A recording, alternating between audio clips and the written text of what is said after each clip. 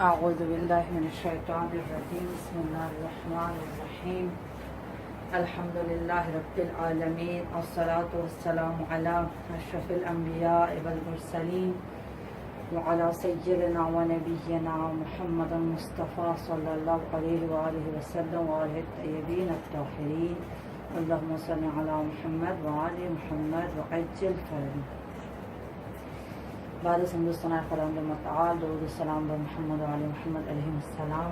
خدا کے فضل و کرم سے ہم مطہرات پڑھ رہے ہیں اور آج ہم پڑھیں گے کہ سورج کن چیزوں کو پاک کرتا ہے. سورج 3 چیزوں کو پاک کرتا ہے. سب سے پہلے سورج زمین کو پاک کرتا ہے، عمارت کو پاک کرتا ہے اور دیوار کو پاک کرتا ہے. بعض لوگ یہ کہتے ہیں کہ جی بچے کے پیشاب کے کپڑے دھوپ میں ڈال دیے تو پاک ہو گئے، رسیاں پاک ہو گئی، تارے پاک ہو گئی. نہیں، سورج کپڑوں کو پاک نہیں کرتا، رسیاں تاروں کسی کو پاک نہیں کرتا. سورج کس کو پاک کرتا ہے؟ صرف زمین کو، عمارت کو اور دیوار کو. ان چیزوں کو پاک کرتا ہے. وہ بھی کچھ شرائط ہے، 5 شرطیں ہیں جو وہ 5 شرطیں پائی جائیں تو سورج پاک کرے گا، ورنہ سورج پاک نہیں کرے گا. تو وہ کون سی شرائط ہیں سورج کے لیے ضروری ہیں؟ پہلی شرط ہے کہ نجس چیز صحیح تر ہو. یعنی مثلا اگر یہ دیوار کا حصہ ہے تو یہ دیوار کا حصہ صحیح گیلا ہونا چاہیے، سیدھا، یعنی کہ ایسا خشک ہے اگر اور اس پہ نجاست. جیسے دوسری شرط ہے کہ اس میں کوئی نجاست باقی نہ رہے. یعنی اگر پخانہ لگا ہوا ہے، پہلے اس پخانے کو ہٹانا ہے، دور کرنا ہے. اور پھر کیا ہونا چاہیے؟ وہ جگہ تر ہونی چاہیے، گیلی ہونی چاہیے. تو یہ 2 شرطیں ہوگی. تیسری شرط، کوئی چیز دھوپ میں رکاوٹ نہ بنے، یعنی سیدھا سورج آ کر اس جگہ کو لگے.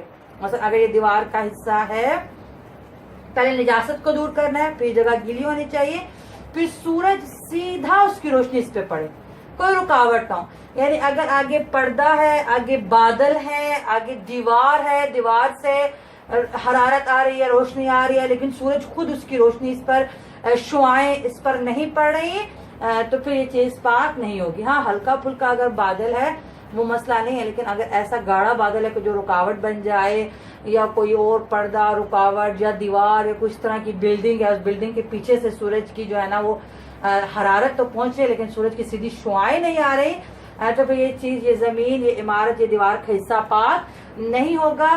تو دیوار کے حصے کے پاک کرنے کی شرط یہ ہے کہ پہلے یہ تر ہونی چاہیے، کوئی نجاست نہ اس میں موجود ہو، اور کوئی چیز دھوپ میں رکاوٹ نہ بنے، سیدھا سورج کی روشنی اس حصے پر آ کر پڑے.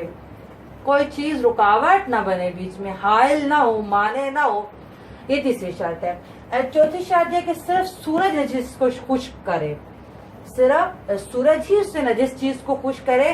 مثلا اگر سورج کے ساتھ تیز ہوا چل رہی ہے اور اس ہوا نے اس دیوار کو خشک کر دیا، یا پنکھا لگایا ہوا تھا، سورج نے بھی کیا لیکن پنکھے نے بھی کر دیا، یا کوئی اور سبب تھا، تو پھر بھی چیز پاک نہیں ہوگی، دیوار کا حصہ پاک نہیں ہوگا، یا زمین یا عمارت پاک نہیں ہوگی.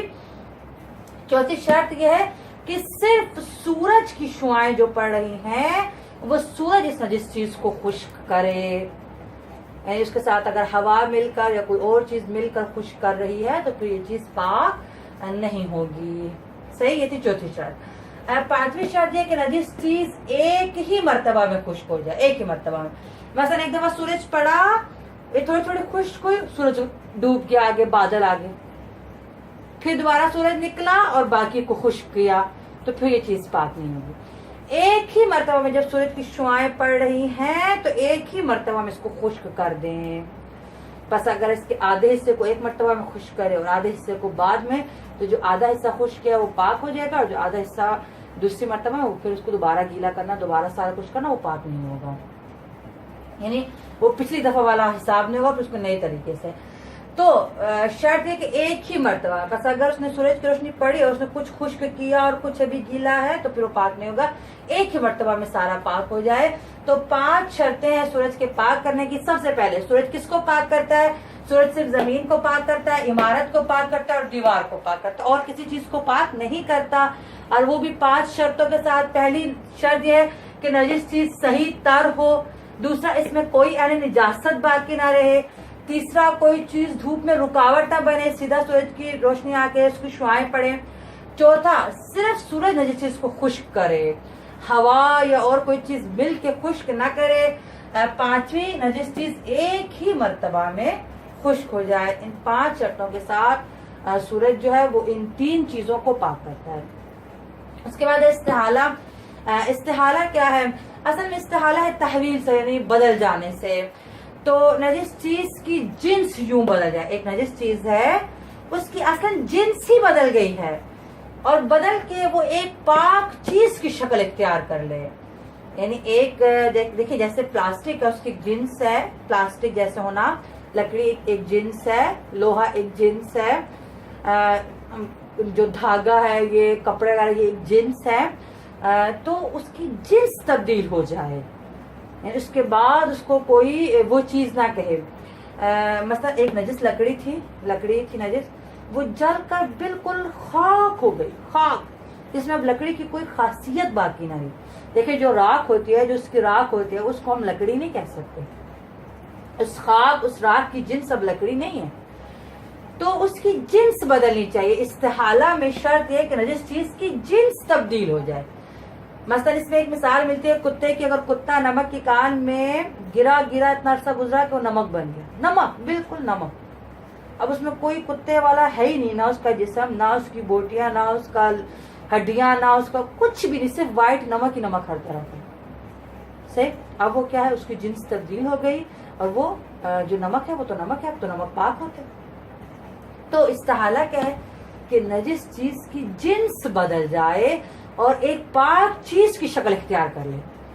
यानी अगर कुत्ता था वो अब नमक बन गया है, नमक एक पाक चीज है। नजिस लकड़ी थी, वो जल कर राख, खाक हो गई है। देखिए इसमें वजाहत करती, चलो कोयले के बारे में इख्तलाफ है कि कोयला, अगर उस कोयले में लकड़ी की खासियत बाकी नहीं रही फिर तो वो कोयला पाक है। लेकिन अगर कोयले को जैसे कहते हैं आधी जली हुई लकड़ी उसको हम कह सकते हैं, उसमें लकड़ी की खासियत बाकी है तो वो पाक नहीं होगा, वो जिन्स तब्दील नहीं हुई। जिन्स बदलनी चाहिए, जिन्स तब्दील होनी चाहिए। जैसे बात का इसमें ये मिसाल भी मिलती है कि अगर नजिस मिट्टी है तो नजिस मिट्टी को आप जलाकर और बर्तन बना दो तो पाक नहीं होगा, तो जिन्स तब्दील नहीं हुई। मिट्टी है, मिट्टी से घड़ा बन गया, बर्तन बन गया। या नजिस आटा है, उसको गूंद के रोटी पका लो तो जिन्स तब्दील नहीं हुई। इस्तिहाला में है कि जिन्स तब्दील हो जाए, तो लकड़ी इस तरह हो कि वो राख हो जाए, फिर उसको लकड़ी की खासियत बाकी ना रहे। जैसे मैंने आपको कुत्ते की मिसाल दी, तो जिन्स तब्दील होकर एक पाक चीज की जिन्स इख्तियार कर ले, तो इसको कहते हैं इस्तिहाला। आगे इनकलाब। इनकलाब मखसूस है शराब से। शराब आपको पता है नजिस है। हमने यानी निजासात में जो 10 निजासात पढ़ी है उनमें हमने शराब भी पढ़ी कि शराब नजिस है। ये शराब जो नजिस थी, ये अगर खुद ब खुद या किसी चीज के मिलाने से सिरका बन जाए, वो शराब नहीं है, सिरका बन जाए, शराब से सिरका बन जाए तो वो पाक हो जाएगी। अब वो शराब नहीं है, वो सिरका बन गई। तो इनकलाब यानी इनकलाब इसमें तब्दीली से है, तब्दीली आ जाना। तो वो शराब जो कि आईनी नजिस थी वो क्या बन गई, सिरका। और ये मखसूस है शराब से, और किसी चीज नजिस के खून तब्दील होकर कुछ बन जाए उससे नहीं, शराब से मखसूस है कि शराब अगर सिरका बन जाए, खुद ब खुद बन जाए, या उसमें कोई ऐसी चीज डाली गई कि शराब सिरका बन गई, तो फिर वो क्या हो जाएगा, उसे कहते हैं इनकलाब। अब ये सिरका है और ये पाक है, ये शराब से मखसूस है इसका। ये था इनकलाब। आगे है इंतकाल। इंतकाल असल में कहते हैं मुंतकिल होने को, एक जगह से दूसरी जगह हम कहते हैं शिफ्ट होना, मुंतकिल होना। तो इंतकाल में क्या है कि इंसान या खून जहिंदा रखने वाले हैवान का खून, क्योंकि नजिस होता है, हमने पीछे पढ़ा है कि इंसान का खून नजिस है, खून जहिंदा रखने वाले हैवान का खून भी नजिस है। वो जो खून नजिस था इंसान का या खून जहिंदा रखने वाले हैवान का खून, कोई ऐसा हैवान चूस ले जिसमें उर्फन खून नहीं होता, जिसमें उर्फन खून नहीं होता, जब उसमें खून नहीं होता तो वो उसका पाक है। हमने ये पढ़ा ना कि जो खून जहिंदा नहीं रखते उनका खून पाक होता है, और मैंने तब मच्छर की मिसाल भी दी थी। तो अब मुंतकिल शिफ्ट हो रहा है, इंसान या खून जहिंदा रखने वाले हैवान का खून नजिस था, उसका खून पिया है ऐसे हैवान ने कि जिसमें उर्फन खून नहीं होता, और वो खून उसके बदन का हिस्सा बन गया, उस हैवान के बदन का हिस्सा बन गया, तो वो पाक हो जाता है। देखिए अब इसमें 3 शर्तें अगर आप तवज्जो करें। सबसे पहले किसका खून चूसा जा रहा है, इंसान या खून जहिंदा रखने वाले हैवान का, यानी किसका खून, इंसान या खून जहिंदा रखने वाले हैवान का खून। कौन चूस रहा है, ये खून किसमें मुंतकिल हो रहा है, اس حیوان میں کہ جس میں عرفن خون نہیں ہوتا، جس میں خون عرفن نہیں ہوتا، جس خون زندہ نہیں ہوتا، وہ چوس رہا ہے. اچھا، وہ جو خون چوس رہا ہے وہ اس کے بدن کا حصہ بن گیا ہے، اس کے بدن کا حصہ بن گیا ہے، تو وہ خون کیا ہو گیا ہے؟ پاک. اس میں مچھر کی مثال ہے کہ جیسے مچھر جب انسان کا خون چوس لیتا ہے تو کیونکہ مچھر میں عرفن خون نہیں ہوتا اور انسان کا خون نجس ہوتا ہے، جب مچھر چوس لیتا ہے اور وہ خون مچھر کے بدن کا حصہ بنتا ہے. یعنی مجتہدین فرماتے ہیں کہ وہ اکثر مجتہدین فرماتے ہیں کہ وہ اس قابل ہوتا ہے کہ وہ خون اس کے بدن کا حصہ بنے. تو وہ خون کیا رہتا ہے؟ جب مچھر کو ہم مارتے ہیں تو جو خون اس کے اندر سے نکلتا ہے وہ خون اب مچھر کا خون ہے اور وہ پاک ہے، وہ پاک ہے. لیکن اگر انسان کا خون ہوتا ہے تو وہ نجس ہوتا ہے. اب اس میں ایک جوم کی مثال بھی آتی ہے. آپ نے دیکھا ہوگا پچھلے زمانوں میں وہ جو حجامت کرواتے ہیں، جو گندا خون نکلواتے ہیں، اب آج کل بھی کپنگ کروائی جاتی ہے بہت زیادہ، اور بہت اس کا ثواب بھی اور بہت سے فوائد ہیں اس کپنگ کے. تو پہلے کپنگ کے لیے، حجامت کے لیے اس طرح ڈاکٹرز نہیں ہوتے تھے، تو کیا کرتے تھے، ایک جونک ہوتا تھا کیڑا، وہ انسان کے بدن پہ لگاتے تھے تو وہ صرف گندا خون چوس لیتا تھا. اب وہ جو جونک ہے وہ جب انسان کا خون یعنی انسان کا خون نجس ہے اور جونک بھی عرفن خون نہیں رکھتا، صحیح، لیکن جو خون وہ جونک چوستا تھا وہ اس کے بدن کا حصہ نہیں بنتا تھا. یعنی جونک وہ ایسے چوستا تھا، وہ پھول کے بڑا سا ہو جاتا تھا اور پھر مر جاتا ہے اکثر، یعنی وہ اس قابل نہیں ہوتا اس کے بدن کا حصہ بنے. تو جونک جب خون چوستا ہے انسان کا اور اس کو مارا جائے تو جس کا خون ہے وہ نجس ہے. کیوں؟ کیونکہ اگرچہ اس نے خون چوسا ہے انسان کا، اگرچہ اس میں عرفن خون نہیں ہوتا، لیکن اس میں یہ شرط ہوتی کہ جو خون وہ چوستی ہے جونک، وہ اس کے بدن کا حصہ بننے کے قابل نہیں ہوتا اور نہیں بنتا اس کے بدن کا حصہ. لیکن مچھر میں ایسا نہیں ہے، مچھر چوستا ہے اس کے بدن کا حصہ بنتا ہے اور اس قابل ہوتا ہے کہ وہ اس کے بدن کا حصہ بنے. تو اس سے جو مچھر کو مارنے سے خون ہوتا ہے وہ پاک ہوتا ہے. لیکن جیسے جونک ہے اگر اس کو مارے تو پاک نہیں، کیونکہ اس میں تینوں شرطیں نہیں ہیں، دو شرطیں ہیں، یہ دونوں ہیں، یہ والی شرطیں ہیں. تو انتقال میں جو انتقال اس میں تین شرطیں ہوتی ہیں، تین باتیں ہوتی ہیں. پہلی بات کہ کس کا خون چوسا جا رہا ہے؟ انسان یا خون جہن رکھنے والے حیوان کا خون چوسا جس میں عرفن خون نہیں ہوتا اور اس کے بدن کا حصہ بن گیا ہے، اس کے بدن کا حصہ بن گیا ہے، تو وہ خون کیا ہو گیا؟ پاک ہو جائے گا. تو یہ ہے انتقال کہ جو ایک جگہ سے دوسری جگہ پہ مثلا چیز وہ پاک ہو جاتی ہے. پہلے نجس تھا انسان کا خون، اب وہ اس نے چوسا تو کیا ہو گیا؟ پاک ہو گیا. انتقال کے بعد اسلام ہے.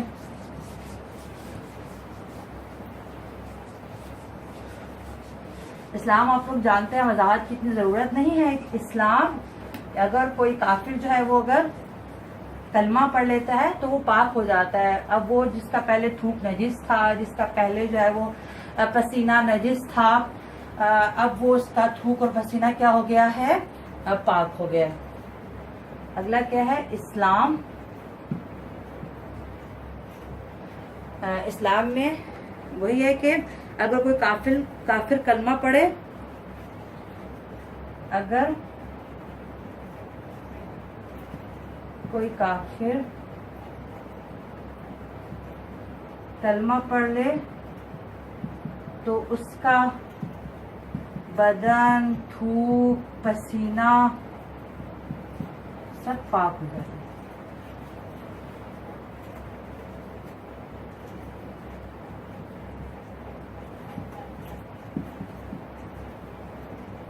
صحیح. اب وہ جو پہلے کافر تھا جس کا تھوک نجس تھا، پسینہ نجس تھا، اس کا بدن نجس تھا، اور اگر گیلا کپڑا کافر کو لگ جائے تو کپڑا نجس ہو جاتا ہے، گیلا ہاتھ کافر کو لگا تو وہ نجس ہو جاتا ہے. لیکن جب وہ اسلام لے آتا ہے، کلمہ پڑھ لیتا ہے، تو اس کا بدن پاک ہو جاتا ہے، اس کا تھوک، پسینہ وغیرہ سب جو ہے وہ پاک ہو جاتے ہیں. یہ اسلام کا اس پہ جو ہے وہ اسلام کے جیسے اس کی تبدیلی آتی ہے کہ وہ پاک ہو جاتا ہے.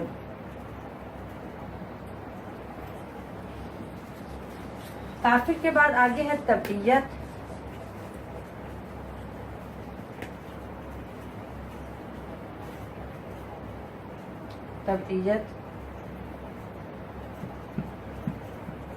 تبعیت بھی تقریباً اتباع سے ہے، پیروی سے، ایک کی پیروی سے. اس کا ایسا ہی ہے تقریباً اگر